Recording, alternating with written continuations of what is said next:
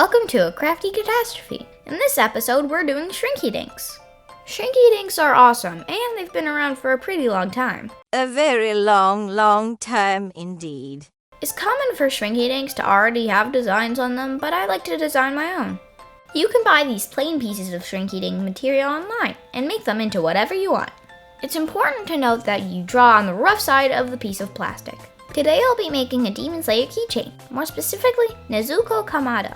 Demon Slayer rules. She is the sister of the main character and absolutely adorable, even though she's technically a demon. My grandma gifted me this sweet pencil case and these Posca pens. My grandma is awesome, and I thank her so much for always getting me such cool art stuff. You are very welcome. Demon Slayer is about a boy, Tanjiro Kamado, who finds his family killed by demons and his sister transformed into one. It's a very sad backstory. He becomes a Demon Slayer to avenge his family and to find a way to turn his sister back into a human once again. The reason why Nezuko has bamboo stuck in her mouth is to keep her from biting humans. Yikes. They are tastier than you think. Gross. I'm not an expert on Demon Slayer. My friend is completely addicted to it though, and I have watched it at her house. And though I do like the storyline, the animation and the sound effects are what I really love about it. I'm choosing to use a pencil to outline my design first. I don't know if you're supposed to use this much detail as it will shrink, but I just can't help myself. A little while later. And for those who have been watching my videos, you know that I had to say goodbye to some very old scissors. But once again, my grandma comes to save the day with a brand new pair of super sharp scissors. I'm just so happy to be here. Aww.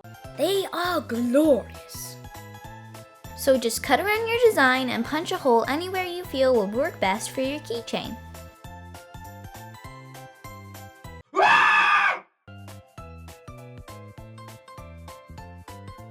You're not supposed to open the door to the oven when these are being baked, but I always do. I like to see them twist and flip. And just a note, if you do open the door, the Shrinky Dink may bend, causing a curve instead of flattening out. And as you can see, this one does have a curve. You can see it's rocking a little bit, but I don't mind. Nothing wrong with rocking. I agree. Now we can put the keychain hardware through the hole. And there you go, an adorably creepy keychain from Demon Slayer. Thank you for watching and have a great day.